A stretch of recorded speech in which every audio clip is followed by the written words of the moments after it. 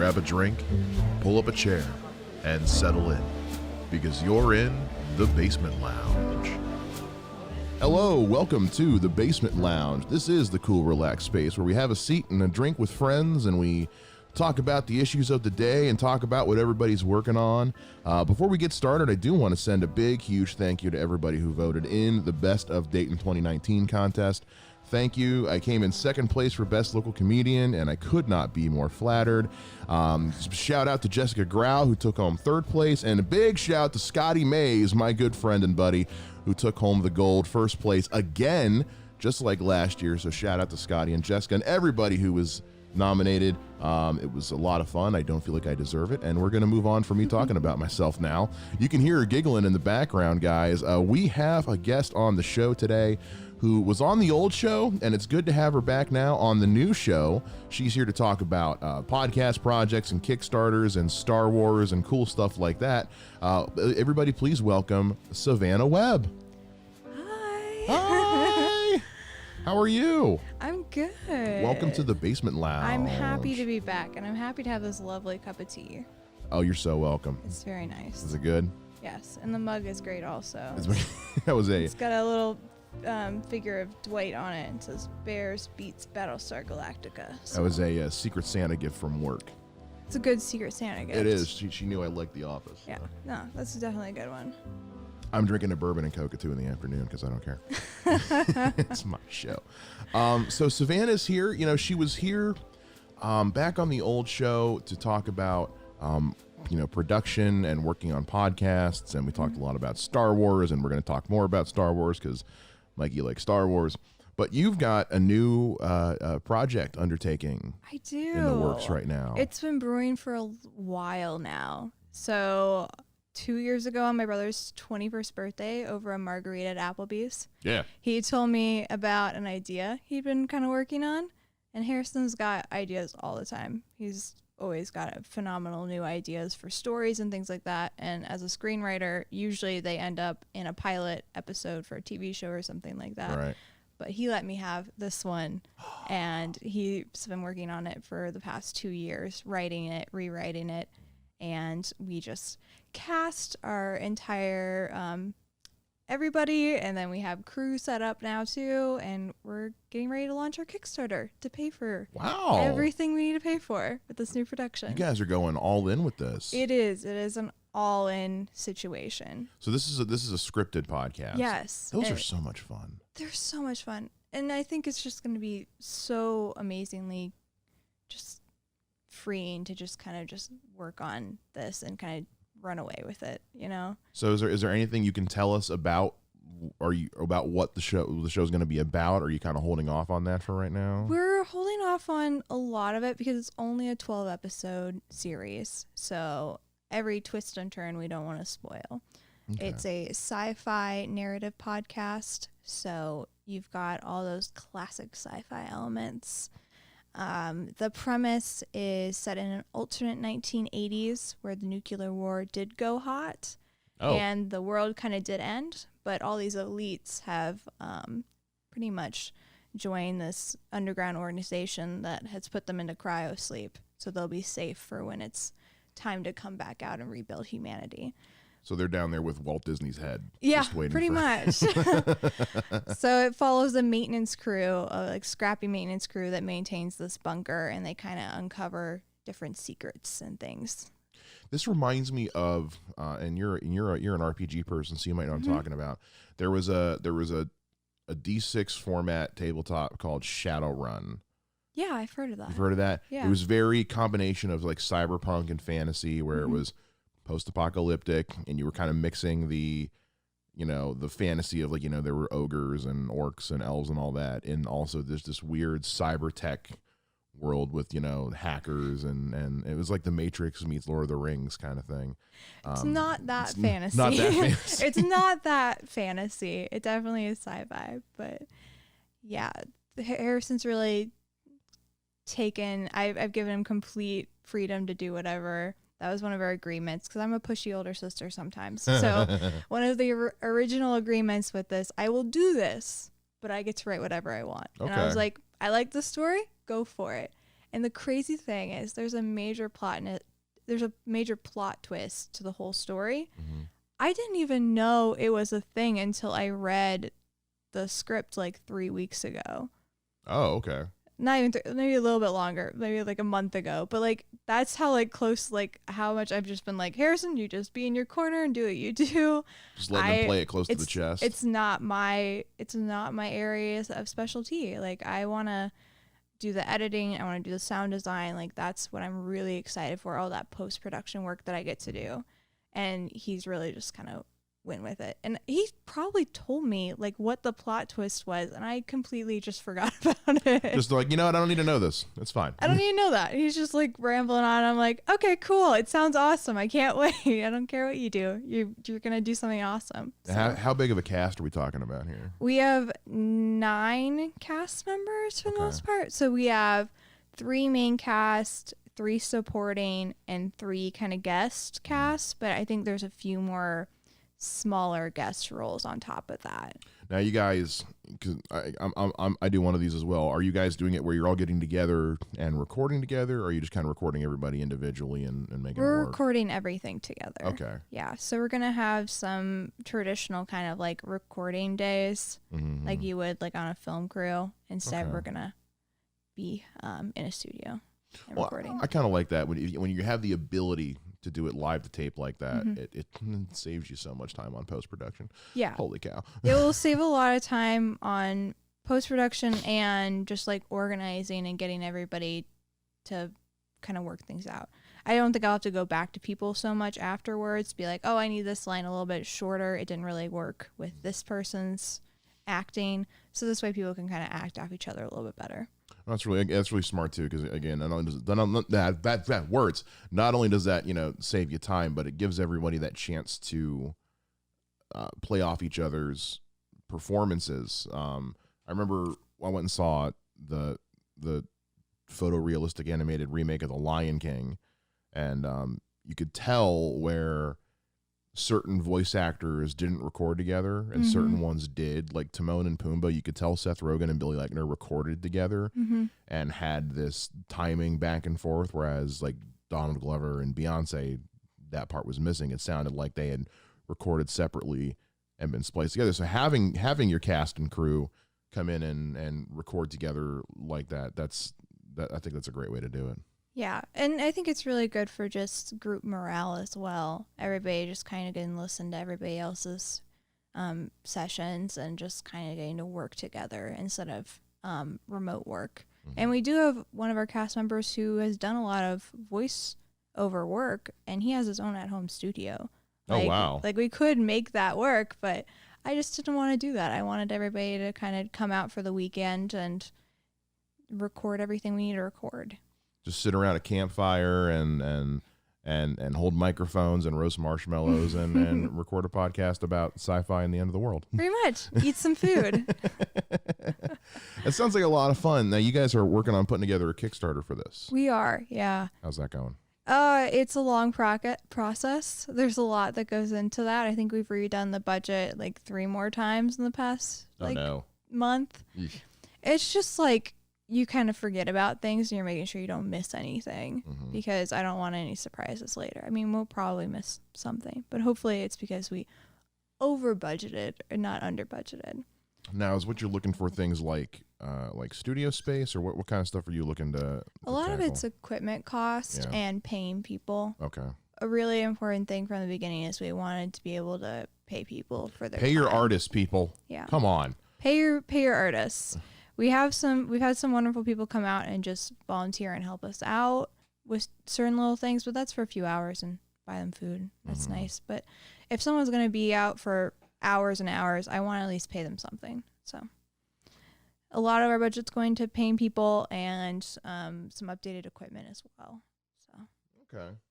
Sorry, I'm adjusting your microphone a little bit. Playing with my new toy.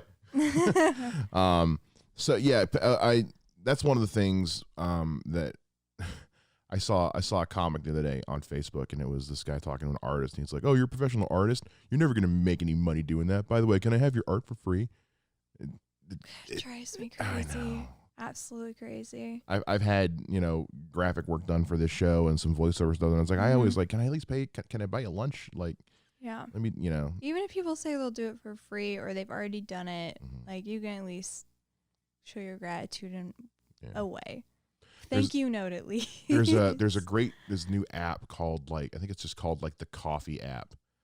And people can just like send you like $5 for a cup of coffee. Yeah, and it's also like a general artist kind of donation thing too. So if you just have people that kind of follow your work and you work on a lot of different projects, that's a really good option for some people. Yeah, it's kind of like an alternative to Patreon, where Patreon's a monthly thing and it's reward based, whereas with the coffee thing, it's more just kind of like, I'm a fan of you, here's $5. Which if anybody wants to send me $5, that's great. I'm fine with that. I think Twitch works kind of the same way a little bit too. I haven't messed with Twitch a whole lot. You can kind of push some money towards people that you're enjoying. I haven't done a whole lot with Twitch. I haven't either. I just started playing Elder Scrolls Online for the first time, and I'm loving it. It's fantastic. As somebody who wasn't a fan of Skyrim, but it's an easy something to just get lost in for a couple of hours on my day off. So I don't know how much of a gamer you are. I like the idea of it, but I'm always like distracted in the back of my mind usually. The only game that I like play Minecraft to like relax. Like if I've had a long week, I will be behind my computer for a few hours just playing Minecraft, like binge playing, because it's just relaxing. I get to pretend I can afford a house and murder some creatures and things like that. But it's just kind of like soothing for the most part, and the music and everything. And it's just kind of weird that you get to like sit there and like watch a fake sunset or something. But like, no, that's me. I get home from work. I throw on Hulu on the TV, and I just pull up Minecraft, and I just build things for a couple. It's a good time. It's cathartic. I did get my brother's old PS3. I've been meaning to play Dragon Age. Yeah. It's the farthest I've ever got in completing a video game. Like, oh, really? Completing like a story-based video game. I've never actually done that, which is super, I don't know. I'm super disappointed in myself that I've never been able to like get all the way through. Like because usually I've played like games like Animal Crossing and Minecraft, where it's just kind of like you choose when you're done. Right. Or The Sims. Yeah. Or cities, like City Skylines. Yeah. I mean, I guess I've beat Civ. Does that count? Sure, why not? But I've never like played like a story-based game where I've gotten to the end, because I don't know, I just kind of hit a wall where I just kind of stopped doing it at a certain point. So back to the show. It's called Cold Storage. Cold Storage, yeah. And you guys are on Facebook right now, and Twitter and Instagram. Facebook, Instagram, and Twitter. Yes. Where can they find you guys? They can find us on Facebook. It's just Cold Storage Podcast. Instagram, it's at Cold Storage Pod, and Instagram is at Cold Storage Podcast. Okay. So they can follow you along, interact with you, get announcements. Yeah. And then the Kickstarter is getting ready to launch? Yes, it'll be ready to launch in the next week or two. Okay. 2 or 3 weeks maybe. Yeah. And how much are you guys looking to raise? Are you still finalizing the We're budget? We're still finalizing a little bit, but so what we're doing is we're trying to fund half of our show. So we're trying to fund 6 episodes to get a 6-episode start. And we're going to put the stretch goals down for the remainder 6 episodes. So it's going to be around $13,000. Holy shit. Yeah. We want to be able to pay everybody. Yeah. We want to be able to pay ourselves. Because I'm going to have to take time off work pretty much. Wow. So, yeah. Now, talking about work, so you also are a professional producer. Yeah, I am. With Corvus? Corvus Audio. Corvus Audio. Yeah, I just filed all those business documents in October. Officially a company now. Look at you. Yeah. Because you were talking about it last time you were here. I was. You were doing a lot of stuff freelance, and you were talking about going legit, and now you're there. Yeah, it's so weird. And I didn't even use it like up until like about a month ago. Like I just got my business bank account like 2 weeks ago.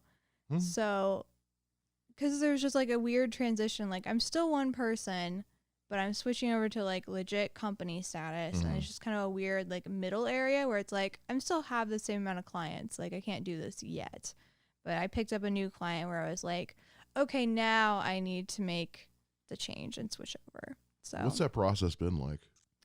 Weird. It's been weird since the beginning though, because I started podcasting with.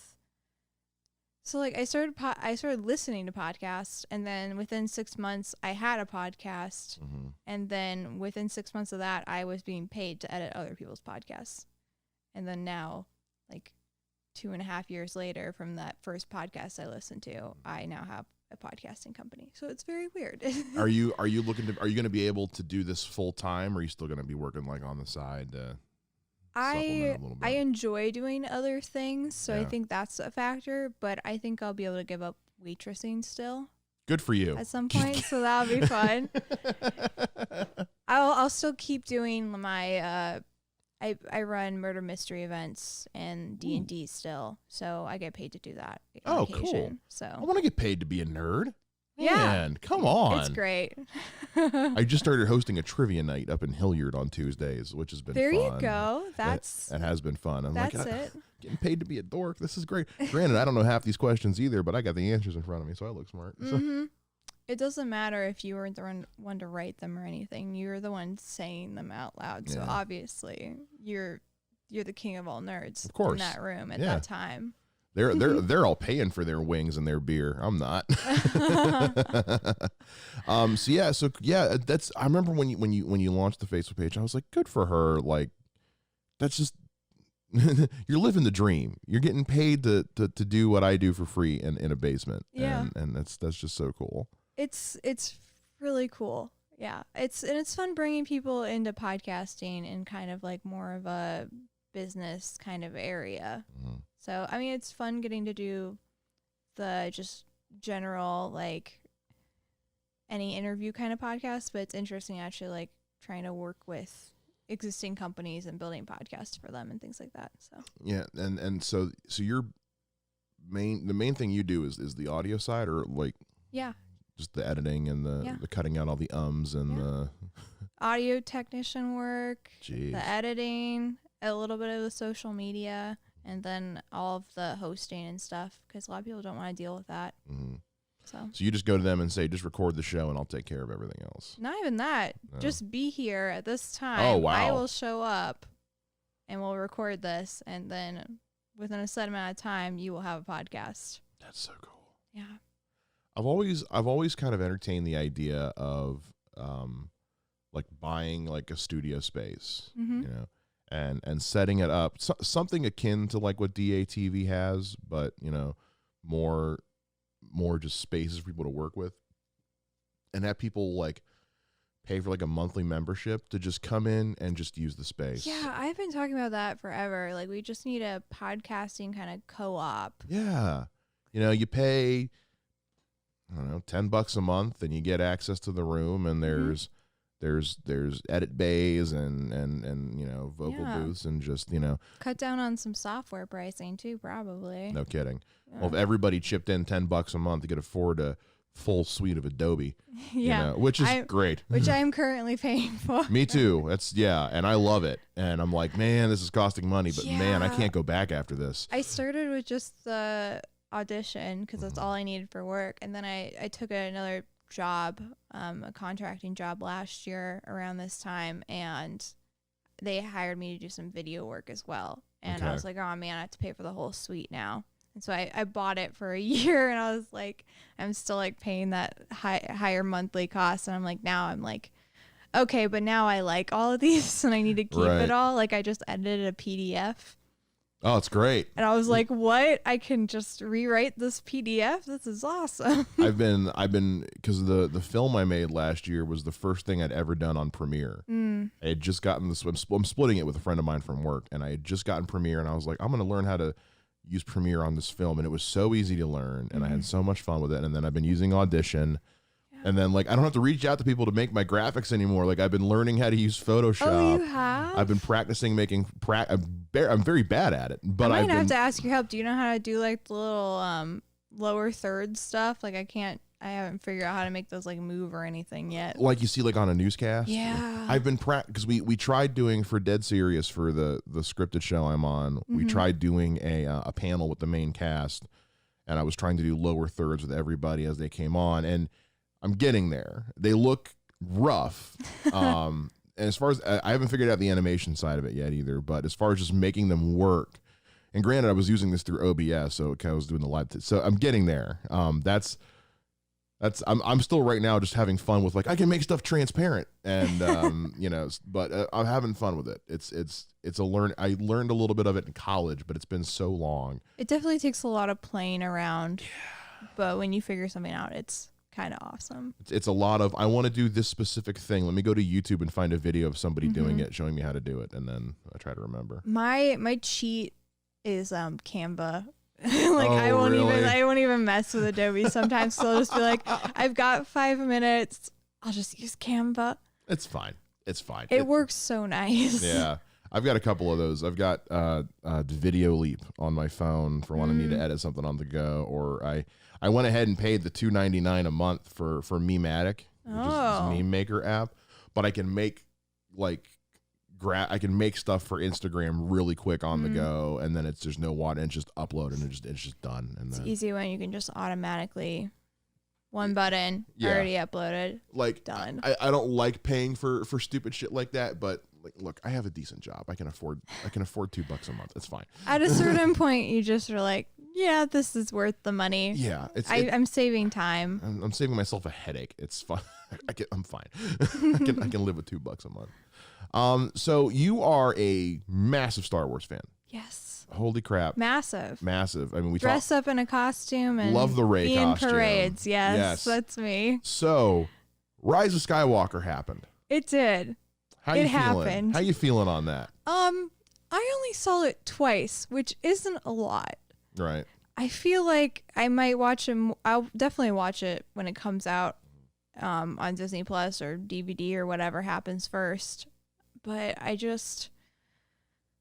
don't know. I feel like I just need to sit away from it for a while and just let it seep in. It's a lot to process. It was a lot of movie. One of my main comments was, I mean, I guess it's bad to think this even as a Star Wars fan, but I don't think it should have been a trilogy. That was a lot of information. They could have done 2 movies with it.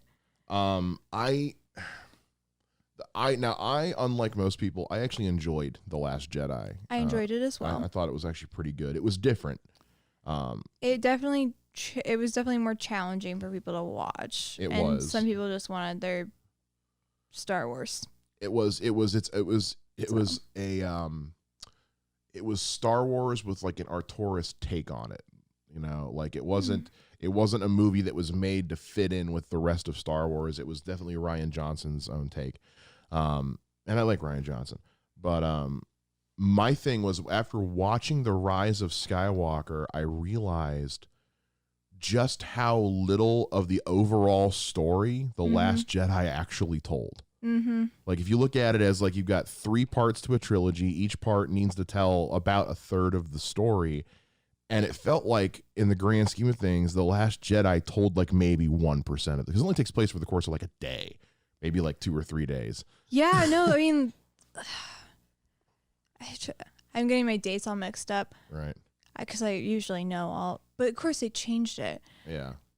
Sorry, can I have a mini rant for a minute? Please. Okay, so Star Wars timeline used to be ABY, BBY. Yeah.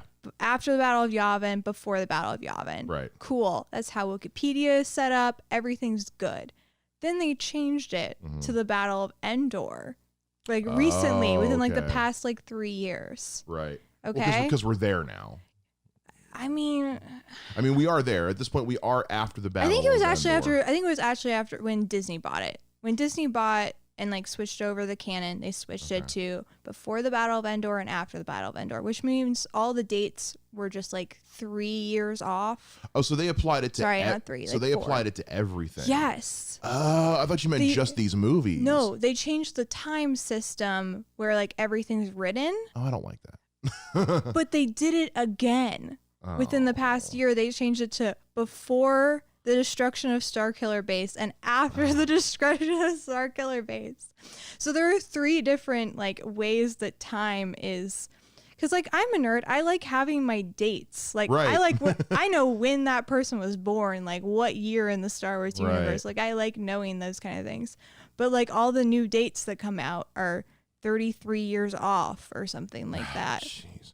Because It's just ridiculous. especially now when you've got stuff like Mandalorian, which is, I think it's like 5 years after Battle of Endor. Yes. And then you've So got... it's 7. Wait. Now I'm messing up. Right. This is what happens. This is what happens, though.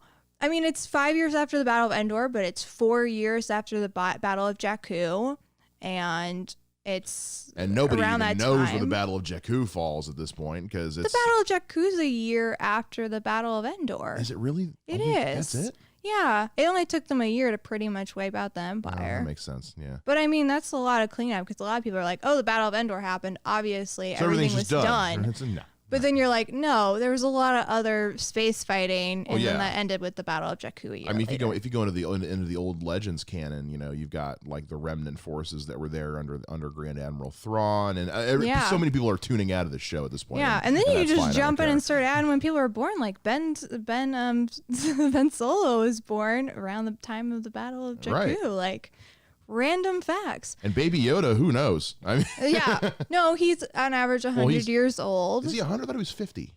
I thought it was 100. I No, mean, it was 50. was I'm it sorry. 50? It was Okay. 50, which So- places him being born. Around the end of the Clone Wars. Yeah. No, that would have been before that. This is great radio. Before the Clone Wars. It's- But yeah, it's fun.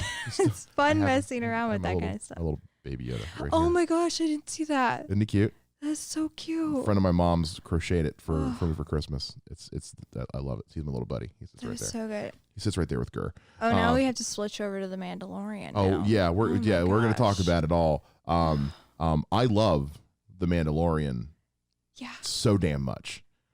It's so good. I like what they did with it. I think they made the transition to TV show well. Mhm. I think everybody just generally likes it because they're like literally they didn't do anything and like majorly like No. horrible with it. Like it's good. For the first time in a long time, we're getting something genuinely new with Star Wars. We're seeing a side of the Star Wars galaxy we've never seen. This is the first time Yeah. we've seen a bathroom in Star Wars. Like people don't realize this is the first time we've seen people just like living their lives, you know, as opposed to being rebels versus Imperials or separatists versus the Republic. It's just regular schmoes in Star Wars. Well, the good thing is like unlike a movie where you have to decide to cut a tiny little scene here, a tiny little scene there, like more stuff can kind of stick around for a TV show and some more just like mundane stuff gets thrown in. It's nice. It's a good slower pace to take these stories at. Something that I was surprised by, because the episodes aren't long, they're like 40 minutes tops. They squeeze a lot of story into those 40 minutes. They're pretty good about it, yeah. They don't play around or waste a lot of time. They just tell what they need to tell. But at the same time, it doesn't feel fast. Is what I'm No. like trying to like. It doesn't feel like Last Jedi, for example, or Rise of Skywalker. I mean, like it just felt fast. There's just so Yeah. much going on so quickly, and then the TV show is just like a not leisurely stroll through Star Wars, but like Kind of is. you kind of get that feeling sometimes. Like you had those bike troopers joking around outside That was in one of the final episodes. one of the best moments of that show. Like that's ever. not something that would be able to stay in a movie. That's something No. that would get cut. Like Well, I don't know, because that episode was directed by Taika Waititi, so I was kind of like, when I saw at the end, like directed by Taika Waititi, I was like, yeah, that makes sense. Yeah. That's it's just like, hey, can we come back to base yet? Nah, he's I think he just killed a guy. Yeah, he just killed a guy. Yeah, I wouldn't come back yet. I would just wait there. Yeah, this guy. Like, only Taika could pull that off. so good, so good. Although I did want to kill him when he punched Baby Yoda. Yeah, It's like, how dare you? and they actually got to like experiment and play around with things a little bit more, where the movies get criticized for playing around too much and trying new things. So. Star Wars fans are finicky people. Yes, We are. very. Kind of what you were talking about with the Rise of Skywalker thing, feeling rushed. I think that kind of goes back to my point about The Last Jedi not telling a lot of story, because then JJ was like, man, we got a lot of stuff to cover in this one movie now. I think it was just him trying to recover, though. Because, like, he didn't get to tell his story, so he was just cramming that into one movie. He should have just done the whole trilogy. Yeah. I mean, I loved Rian Johnson. Yeah. But it just felt so jumpy. And I mean, like, you probably did this. I watched the first two the day of. Yeah. Before seeing the third one. I got caught back up. Yeah.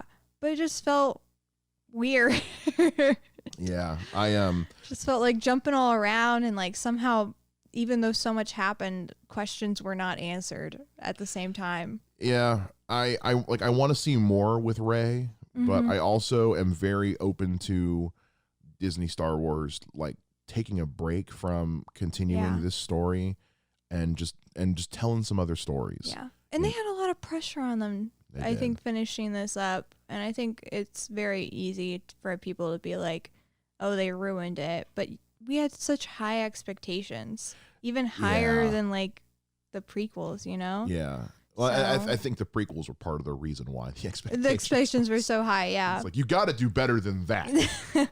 Okay. You got to do better than sand. Which is pretty much why they made a best of. Yeah. For The Force Awakens. It was pretty much what that, and most people liked that, and some people didn't. I thought it was smart. It was definitely smart. Yeah. You've got to reintroduce everybody to this post Empire world of, we haven't been in this area, unless you've been watching like Rebels and Clone Wars.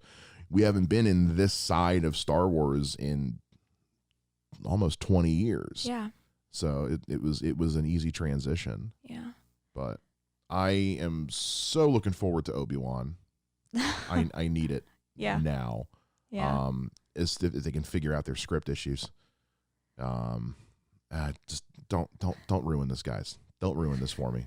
We begged and begged. I was in Chicago when Ewan McGregor came out on stage. I'm so happy he's coming back. And he's like, yes, I'm playing Obi-Wan again. And I was watching the live stream in the lobby of the hotel room, and I was cheering, and everybody's looking at me like I'm crazy. And I was like, no, guys, Ewan McGregor's coming back as Obi-Wan. Like 5 of the people were like, wait, what? Seriously? Like everybody got in on it. Everybody loves Ewan McGregor as Obi-Wan. You know, the thing though is he could really come back if we wanted to redo the prequels, because like, if you think about it, Ben's really old. He's aged a lot in 20 years. Like, Ewan McGregor could come back still as we do the prequel. He'd be all right. He'd be all right. The man doesn't age. Let's be honest. Like, if you watch the prequels, like, Natalie Portman looks like Natalie Portman in 1, 2, and 3. Obi-Wan is the only one who actually looks like he like ages with the time. He does. But it's still the same actor. Some fabulous facial hair at points. That beard. That beard is It's pretty good beard. Not so much in Clone Wars, but in Revenge of the Sith, that beard is fantastic. Pretty great beard. That weird mullet thing he had going on. There was a lot of problems with that. There was a lot of hairstyle and fashion choices in the prequels that are interesting. Attack of the Clones is so bad. I don't like that. The problem is there's so many costume options. There really are. I'm going through trying to figure out what I want to do costume wise next. Darkseid Rey. Darkseid Rey was like, hot. I'm just saying. I have a Rey costume. I wanted to do something different. Like we have different people. We have a lot of people that dress up as Rey locally. So I'm just like, I want to try something different, but I don't know what to do. And I'm like, oh well, Padme has 20 million outfits. In the prequels, I could just do these. who's the one that that Poe was hitting on in Rise of Skywalker? Oh, I forgot. What was her name? Shoot. Do you know what? It probably should have dedicated more time talking about her character. Maybe she's really that important. Maybe because she was cool. Yeah. And I forget who played her too, but that was a cool getup. It was cool. That is a cool getup. That might be a good option. Yeah.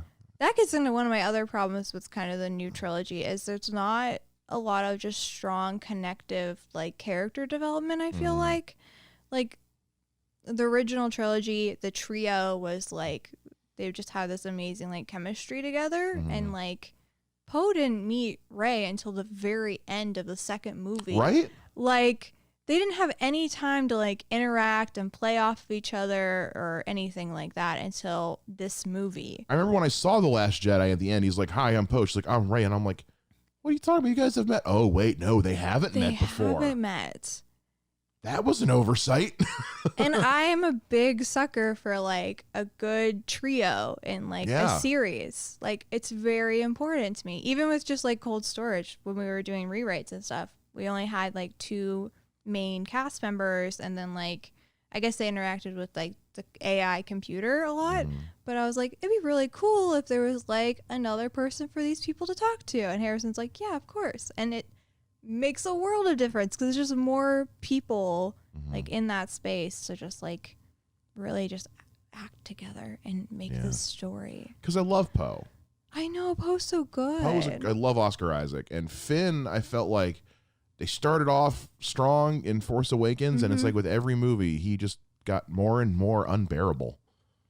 I think he made character development, and by the end of the movie, it's like they forgot about it in the next one. Yeah.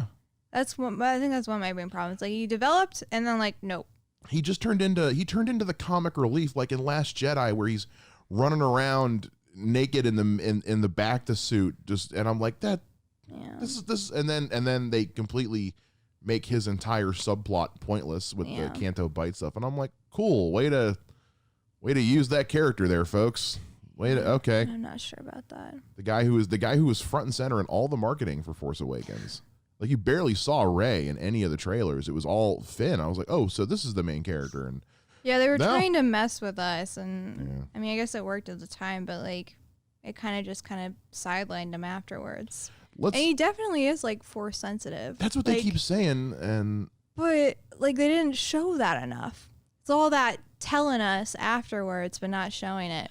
Yeah, it's like all the I have a bit. There's another all the Finpo stuff. Like we're gonna dangle these possibly queer characters in front of you and then take them away from you. Right.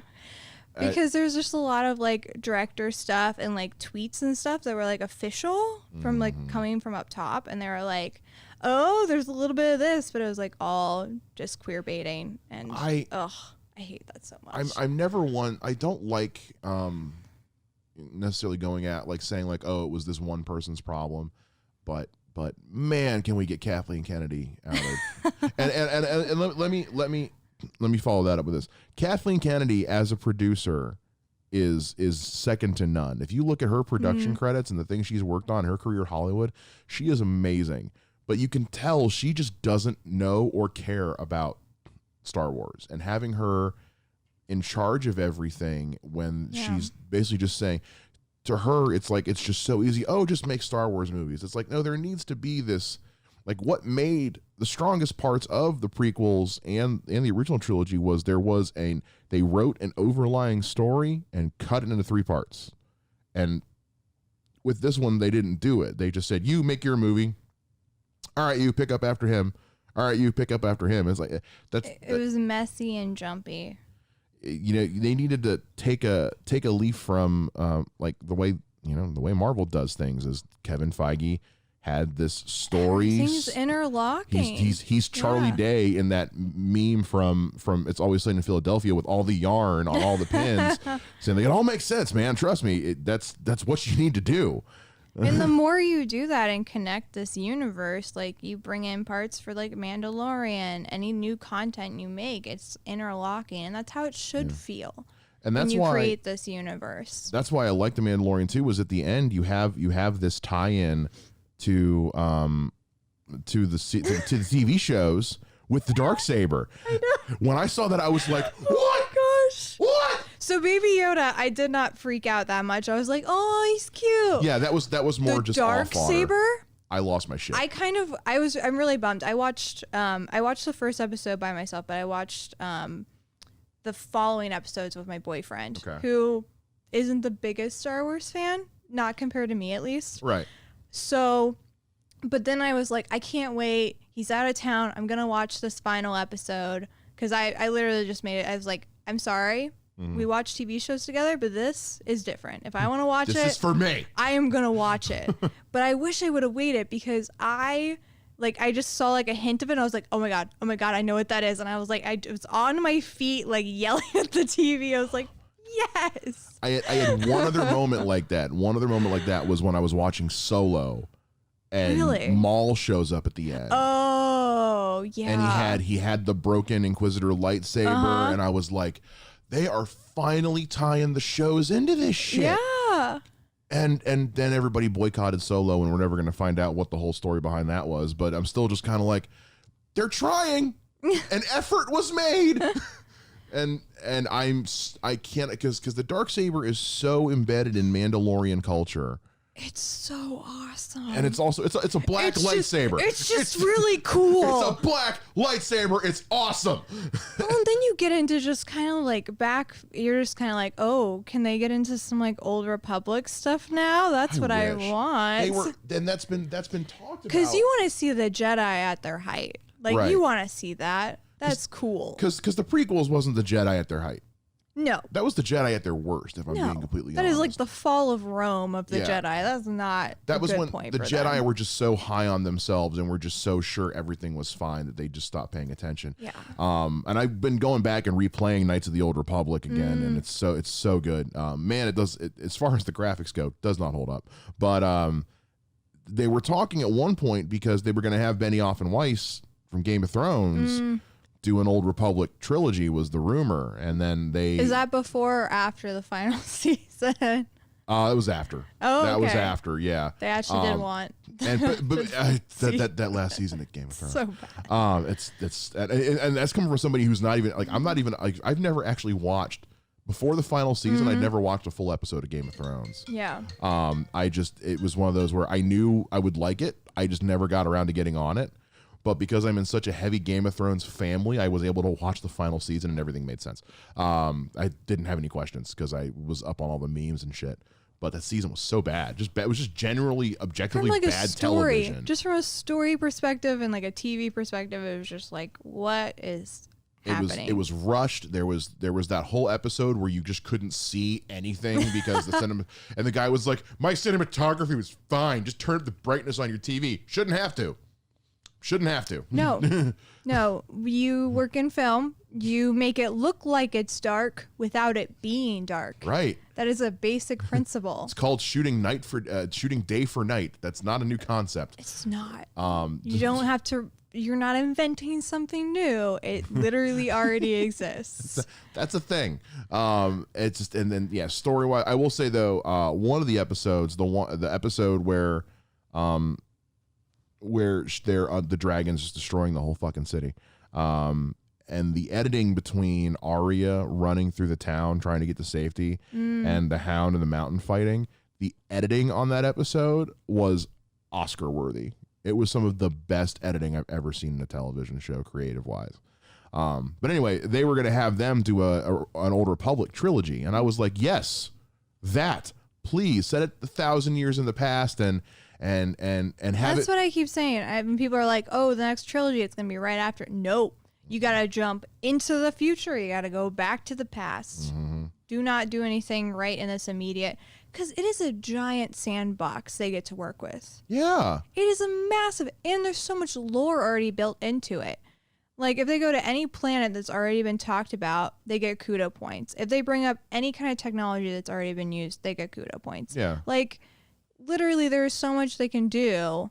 Give me something new to make an enjoyable experience for Star Wars fans. Like, it's not that hard. We're actually not that hard to please. We're picky, but we're not that hard to please. Just give us. Even like if stuff like ends up goofy, like there's like a creature or something that looks funny. Usually we find it adorable at the end. We get over it. Yeah, we'll make fun of it. Like people made fun of porgs for a long time, but now porgs are adorable. Who doesn't want a porg? Everybody wants a porg. Come on, that scene where Chewie's cooking one, and the other one looks scared, afraid.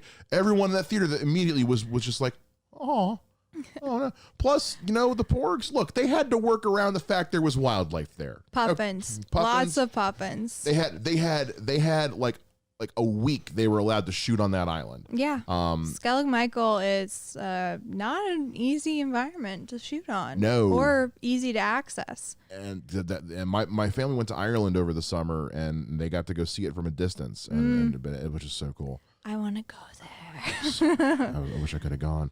But yeah, they had like a week to shoot on that island, and they made it work. And yeah, they had to shoot around the Poffin. So boom, here's a bird-like alien. We love it's Star Wars. We love cute aliens. It's just we do. We love to hate the Ewoks. Are the Ewoks dumb and pointless? Yes. Do I want one? Absolutely. Should have been a planet of Wookiees, possibly. Which, the old legend goes that was the original plan, and I think that was. They just want to make something a little cuter and kid friendly. Yeah, because it was supposed to be on Kashyyyk, and that but there was all kinds of problems with production surrounding Return of the Jedi. Because George was like, I don't want to make this right now. I want to go do something else. And Fox was like, No, we see dollar signs. You make your Star Wars. He was like, all right, fine. Here's what you get. I'm gonna go do something else now. I'm gonna go make Howard the Duck or something. I don't know. Oh God. That happened. Howard the Duck happened, and we let it happen. Nope, it didn't happen. But now we've got an Old Republic series of films in the works. They're working on a Cassian Andor series for Disney Plus. Right. Yeah. Which I could be into. Yeah. It kind of sucks already knowing he's gonna die, but Well, I knew going into that movie everyone was going to die. It's still going to be a cool show. Yeah. But like at a certain point, I was like, oh, the show ended. Now he's dead. Well, it's a chance to take another shot at the prequel era, because if you read, I don't know if you ever read Catalyst. It was the Rogue One prequel novel. Oh, I don't know if I did or not. It was basically about how like Galen Erso developed the Kyber technology for the Death Star, and like, when Jyn was first born, and it's during, it starts off during the end of the Separatist Republic, the Clone Wars, and Cassian Andor's family, they were Separatists. He talks about in Rogue One how he's been in this fight since he was 6 years old. That's a cool chance to get another look at the Clone Wars from a different perspective, where it's not all shiny and Jedi versus droids, basically. We got a little bit of that during the Clone Wars TV show, a tiny bit. We did. When you had like people being like, "Oh, well, I'm a separatist and I'm completely fine, and this is how I like this." It was just a political thing. It was just a political thing, yeah. It was like literally like, "Oh, my planet is separatist. Like that's how it is." Yeah. Like that's why, like, one of the problems I had with the prequels was it was all politics. It was bad politics. Like it wasn't an entertaining. It wasn't challenging. Yeah. Like it wasn't like I don't know. It was just good for it. It wasn't just fluff. Well, it wasn't a battle of ideals. It was just good versus evil. And I was like, well, no, I want to see like actual arguments, like logical, intelligent arguments, like Democrat versus Republican. I don't care which side you're on, as long as you like can tell me why intelligently. Don't tell me you're a Republican because you hate Democrats. Don't tell me you're a Democrat because you So I want to hear like a sound, logical argument for why you're a separatist. And we got some of that in the Clone Wars. Also, it builds on to like who the main characters are fighting against, and like kind of backs up like, oh, this person's just naturally evil or bad. No. They have different motivations and they're trying to accomplish something, and it kind of dives a little bit more into that kind of what the villain, quote unquote, is thinking. And that's and I understand that is inherently Star Wars. Like Star Wars has always been light side versus dark side, good versus evil. But I liked that there's some gray. There is some gray, and the movies don't always poke at that. Last Jedi did. That's one of the things I really liked about Luke's character was he was kind of like, none of them are really right or wrong. Like a lot of bad stuff happened because the Jedi were so dumb. Good, though. I was like, that's some of the best writing I've ever seen in Star. I like this Luke. Of course, so many people hated that. They're like, this isn't my Luke. Luke's supposed to be all good, no Jedi. He's the perfect human. There's nothing wrong with him. No, he's a human. He's flawed. Just also, the let's way be honest. Luke is. sucks. Like, young Luke kind of sucks. Let's be honest. He's a little whiny. He's a little whiny. Luke is a lot better in the books than he is in the movies. If you go back and read like the old canon of like the when he had the Jedi Temple, Splinter of the Mind's Eye. No. Sorry, I love bringing that up. It's so funny. Oh, that book. The sequel that never was. Thank God.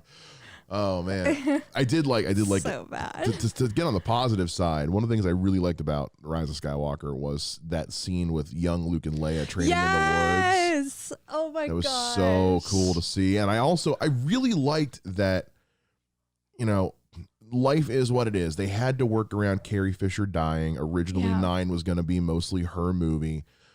They did a really good job working around that. I feel like they did the max, like they went right up to the line and didn't pass it. Like they got just enough like stuff in there so it wasn't weird, but they kind of stayed away from too much so it would feel weird in a different way. Because I know they had to, because they hadn't even started filming when she died, and they had to use basically unused footage. And like you can definitely, there's parts where it kind of like swirls and you're like, oh well, that's the back of someone else's head. Especially when she dies, like that death scene was all a stand-in. Yeah. But they did a really good job. It was really good. It was nicely done. And here's the thing, and I like Force Awakens. I felt nothing when Han Solo died. Really? I felt like it hadn't been earned. I needed at least one more scene between him and Kylo Ren, because the fact that was the first scene the two of them interact in, I needed a build up, a development of the emotion between them. Keep Harrison Ford on the project. That was the problem, was they were wanted killed off in the original. But like, even if you just had because there's a deleted scene where Kylo Ren goes onto the Millennium Falcon when he finds it and is like exploring it and touching things, and like he holds the dice, and which, by the way, when did the dice become a major thing? It's like somebody decided like at the purchase of like, I don't know when it like happened, but at some point someone was like, we should tie into every movie from now on the dice. Because I was like, wait, where did those even? I don't remember those being a thing. And someone's like, yeah, if you go back and watch New Hope, they're right there. And I'm like, okay, cool. I'm 30 years old. I've been watching Star Wars since I was a kid. I've never noticed those before. They just took some random thing and were like, yep, the dice are very, very important now. To the point where they incorporated it into Solo. I think it was talked about a little bit, like the dice are like the winning dice he won the ship with or something. Like, I think that was like a thing originally, but that wouldn't even work with like the new Solo. That wouldn't work with the way things are, because he steals that speeder, and Kira just says, oh, here you go, hangs them on the mirror, and I'm like, oh, so he just has those. They're not even anything special. He just has them. Yeah. Okay, whatever. But I really liked that when Leia died, like it affected everyone, because like he's in the middle of that fight with Rey, and it makes both of them pause. Finn notices it. Like, it makes everybody just go, oh shit, something just happened, and it kind of becomes the crux in the movie, and I really like that. Because we got to spend more time with Leia, so when she died, like, I legit was just like, no. I mean, I knew it was coming, but no. Yeah, they each ended up in the end getting their own movie and dying in their movie. Yeah. So it's kind of weird trying to bring back these old characters and at the same time establish this new cast. Yeah. So it was a weird balance at points. And I think that's why some of the movies just felt so fast and crowded, because there's just so many. They're trying to build these new characters up, but they were also trying to maintain these old characters. And that's the kind of the risk you take, is like, we want to have the old cast, the old trio back, and have that nostalgic factor, and that's great. But they're all 60 years old now. You're going to be killing them off. We've got to have somebody else to carry this story. And I thought Daisy Ridley and Rey was a great choice. I really want to see more of that character. I love that she built her lightsaber out of her staff. Mm-hmm. That made me so happy. I was like, yay! And it's like rustic and kind of haphazardly thrown together. Cool. And so cool. It's yellow. Yeah, one of the pros of following all the costuming groups and stuff on Facebook, because like I'm in a bunch of Rey groups and like lightsaber forums and stuff, is that immediately after people see something, they have to build it. Yeah. So when that new double-bladed lightsaber came out, like the switchblade one. Yeah, within like a day someone had a prototype up Yeah. already, and they were like showing it off. There's a podcast called Star Wars Explained, hosted by Alex Damon and his wife Molly, and loves doing Rey cosplays, and she had done a Dark Side Rey cosplay years ago, and so when that popped up in the trailer, she was like, "What? What?" And so she was like, "Somebody make me that switchblade lightsaber now," because she just had the regular like Darth Maul staff one. But when I say that the cosplay she put together matched what was in the movie, like verbatim, it was almost creepy. It was like, did you have a credit on this movie and didn't tell anybody? Well, the thing is with all the Rey costumes is they're pretty much, they take elements from each other. They're kind of all the same style. There's no major costume differences. Right. Like they're all just variations in like different colors. So she kind of wears the same thing. It really is the same thing. That's another reason why I don't want to kind of make another Rey costume, because I'll be making almost the same thing. Right. Actually, I made one of the ones that's a little bit different. So I mean, do you have a favorite Rey version of Rey's costume from the 3 movies? Well, I made the one from the fight scene in Last Jedi. That's my favorite one. Yeah. That's my favorite look on Rey. That was my favorite at the time. Yeah. I saw that in the trailers, and I decided to make that one, and it took me like 2 years, but I made it. So yeah. I like the gray, and I like the look with her hair down. I'm not sure what it is. That whole look, I'm like, that's a good Rey look. I'm a little bummed they went away from that in Rise of Skywalker, but they kind of just went back to the original look. They look a little less ratty, a little less like Yeah. a little less. I've been living on my own in an AT-AT for 20 years. Yeah, kind of thing. What'd you think of the Palpatine twist? Oh, everybody sighs and groans. I just, Yeah. I just feel like they just pulled us along so much, and I finally had come to the point where like, yeah, she's no one, and that's awesome. And then like this happens, and I'm just like, it's cool, but it'd be more cool if you wouldn't have just pulled me along for so long, back and forth between like, who is she, who isn't she, kind of thing. See, I never believed she was no one. Really? I always thought she was a clone of Luke. Oh, okay. I always thought she was a clone of Luke because when she touches the lightsaber in Force Awakens, it's with the right hand, and that's the one that Luke had lost.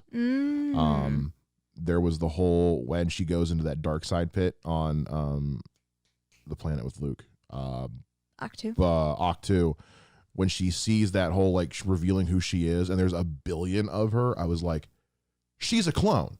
She's a clone, because there's precedent for that in the old books too, where the Emperor had cloned her, and then especially when we got definitely would have been really cool. Yeah. Well, then we got into the trailer for Rise of Skywalker when like the Emperor's back, because the Emperor cloned himself too, and they were seeing parts of this. I was like, no, this is gonna be some cloning shit. This is gonna be awesome. And then when I got in, I was like, okay, this isn't what I thought it was, but I'm open to it.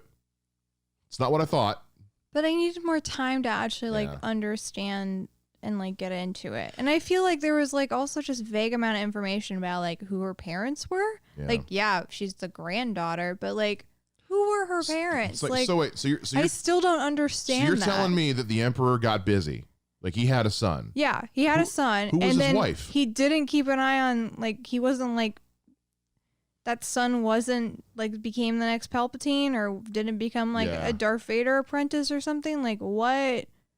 That kid was just like locked, like just let to do whatever he wants. Like, what? Like, oh well, he went on the run. It's like, okay, but Palpatine was able to keep dibs on Luke and Leia. Yeah. All these years, he couldn't keep dibs on his own son. I don't know. It just didn't seem. It just felt really weird. Yeah. I was open to the idea. Just the execution was just a little off for me. Yeah, it just weird. But the cloning would have been cool. Yeah. Even if she was a clone of him, or I don't even know, like something. Because it would have, because again, like when she touches the lightsabers with the right hand, and what's the first thing she sees is that fight on Cloud City. It's like, it would make sense that she was the clone. Okay, fine, whatever. But again, I think that's one thing that people get caught up in, is their own expectations versus what actually there. It's like, just because it's not what you expected or not what you wanted doesn't mean it's bad. I had a lot of expectations going into the first two, so I really tried not to have any on this last one. But still, it was just it's like, hard. Oh man, why did they do it like this though? Even if I had expectations after I saw it, I was like, oh, Well, I could have done this. I could have done that. But yeah. It is what it is. Yeah, it was entertaining. That's the important thing. I liked it. It's fun to watch and entertaining. At the end of the day, that's what you want a movie to be. And it's, you know what? But also, it's done. It's over with. Yep. And we can just move on. Can't change it. We have The Mandalorian. Season 2 is coming this summer, fall, August. I'm not sure where that falls. Obi-Wan's being worked on, Cassian Andor, other stuff. They just announced some new project. I don't know if it's books or whatever. There's always books and video games and comics. Claudia Gray, who's one of the best writers in Star Wars canon right now. She is good. She's got some new book series thing coming out that's like kind of some like old school like Jedi in their prime type stuff. The Jedi on the cover looks a lot like Katie Sackhoff. Yeah, I just saw that cover art. Yeah, it looks. There's a Wookiee with some Excalibur looking lightsaber, and I'm like, I'm into it. He's like in robes too. He always looks weird when they wear clothes. I know. Like every time I would read the old Young Jedi Knight books where it was Wookiee, Chewie's nephew was a Jedi, and I was like, so does he wear a robe? Because that's weird. It's so weird where like that started out where people were like, oh, that character needs to be wearing like pants or something. It's weird that this like furry creature isn't wearing, and now we're like, don't put clothes on it. It looks like wrong. It's like when you see Donald Duck, he wears a shirt with no pants, but when he gets out of the shower, he puts a towel around his waist. I mean, you're telling me this dude's just freeballing it? What the hell? Oh man. So if anybody's even still left listening to us after we gushed on Star Wars for 45 minutes, so we've talked about podcasting, we've talked about Star Wars at nauseum, we've talked about your new project and your Kickstarter and everything. What else is going on in the life of Savannah Webb? Oh my gosh. Mostly the Kickstarter.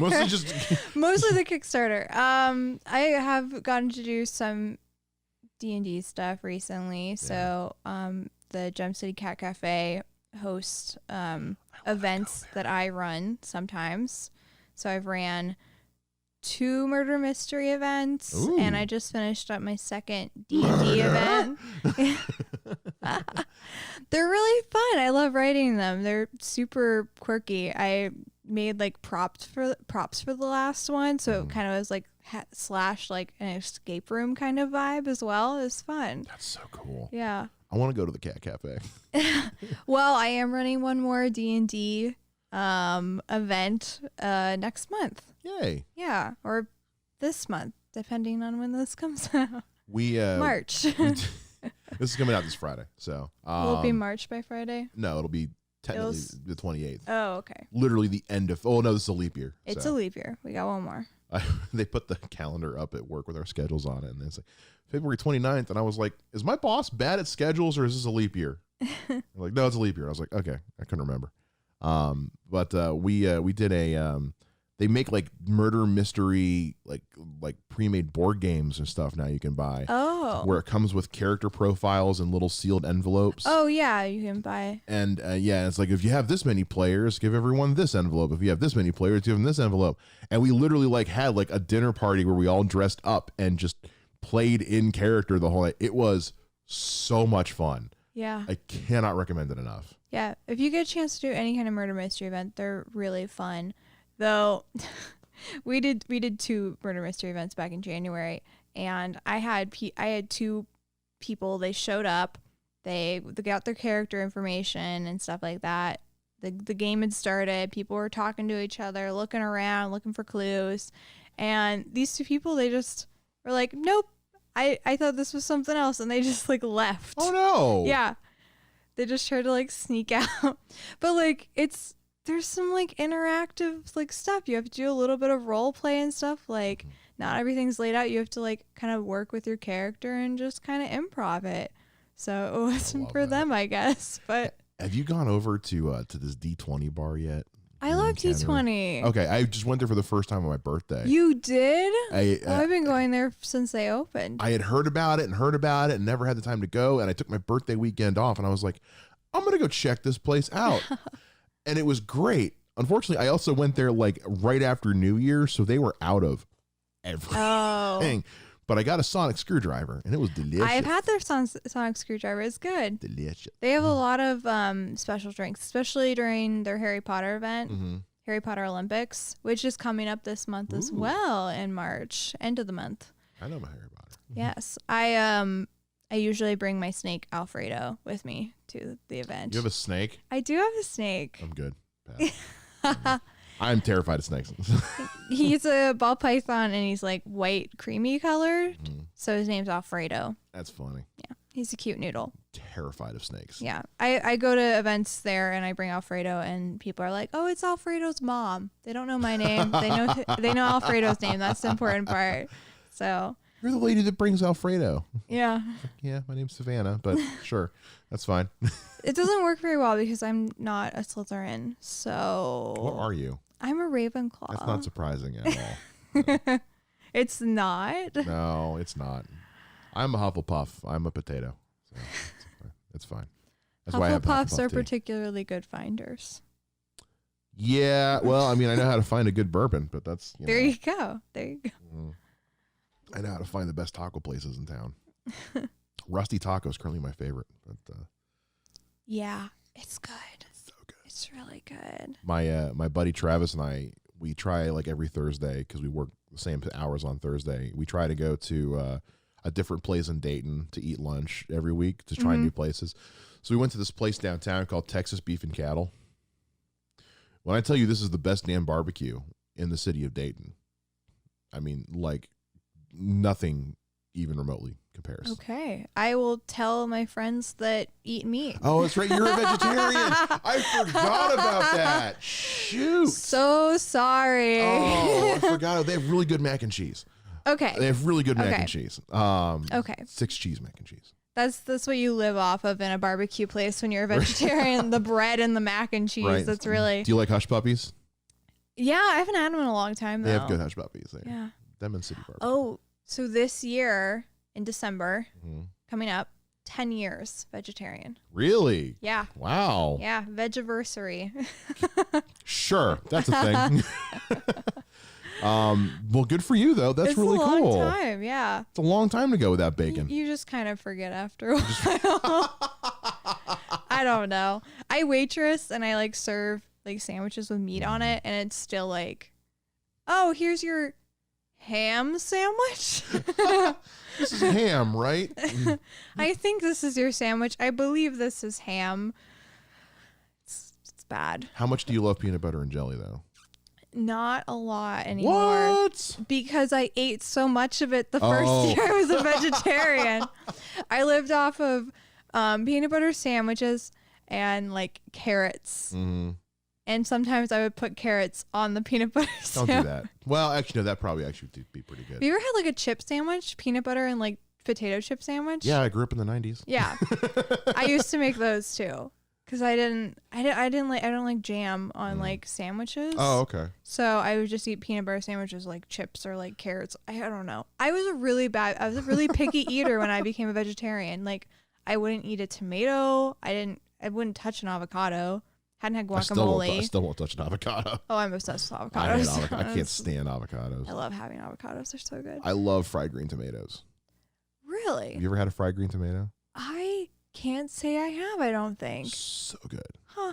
So good with like Thousand Island dressing or like some just balsamic vinaigrette to dip it in. I do some balsamic. So Would good. sound good, yeah. Balsamic vinaigrette is the best salad dressing. I do love balsamic. Ever. It's so I'm good. not a big good salad for dressing you. person. Really? I'm an oil kind of like Yeah. you need some olive oil too. and some vinegar or something like that. Those Lily's made this beet dressing a while ago and it was delicious. Also it was like pink, so like it was on top of a salad. It was just like so bright and pretty. I usually do balsamic vinaigrette, or I really like Wendy's salads.